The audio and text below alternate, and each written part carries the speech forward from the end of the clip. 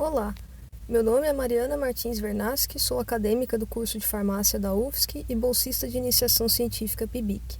Hoje vou falar um pouco sobre o trabalho de pesquisa que desenvolvi durante o último ano, intitulado Caracterização de exossomos derivados da linhagem celular K562 de leucemia mieloide crônica, orientado pela professora doutora Tânia Beatriz Kreksinski Paza. Câncer é um termo usado para designar diversas doenças que têm em comum o crescimento desordenado de células, podendo se desenvolver em qualquer órgão e sistema do corpo. Quando esse crescimento descontrolado acontece na medula óssea, afetando células sanguíneas, temos o desenvolvimento de um tipo de câncer chamado de leucemia, que apresenta mais de 20 subdivisões. Entre elas está a leucemia mieloide crônica, ou LMC, causada por uma mutação cromossômica conhecida como cromossomo Filadélfia. Segundo o Instituto Nacional do Câncer, essa doença representa cerca de 20% dos casos de leucemia registrados no Brasil, e cerca de um terço deles ocorrem em pessoas com mais de 45 anos de idade. Um paciente com leucemia mieloide crônica normalmente apresenta sintomas apenas nas fases mais avançadas da doença, e eles envolvem cansaço, perda de peso e dificuldade de coagulação. Atualmente, as fases iniciais da doença respondem bem ao tratamento medicamentoso. Apesar disso, as fases mais avançadas normalmente são resistentes aos medicamentos, e a cura só é possível com o transplante de medula óssea. Na tentativa de entender melhor o desenvolvimento da doença e, a partir disso, buscar alternativas de tratamento, principalmente que sejam efetivas nas fases mais avançadas desse tipo de leucemia, entram os principais personagens desse projeto, os exossomos. Exossomos são pequenas vesículas, ou seja, pequenas bolhas que as células liberam para se comunicar com as outras.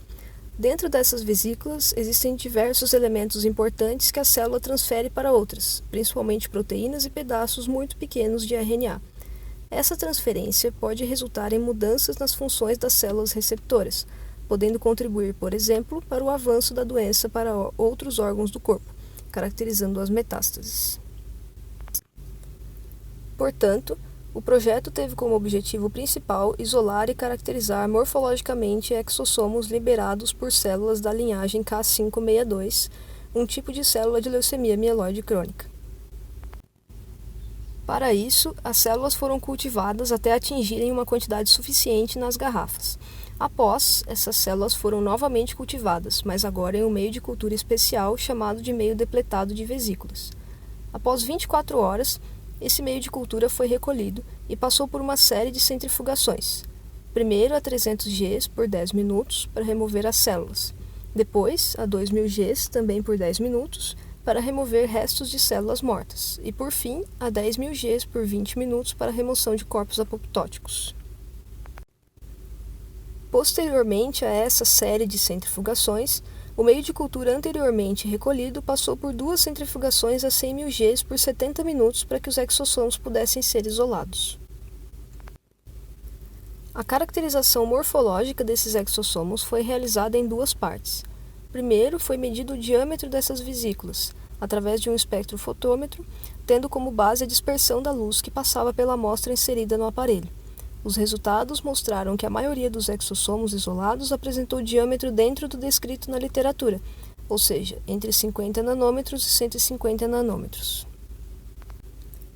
Posteriormente, para verificar o formato dos exossomos isolados, foi utilizado um microscópio eletrônico de transmissão. A análise das imagens mostrou que os exossomos apresentaram um formato dentro do esperado e descrito na literatura, sendo arredondados e levemente achatados no centro.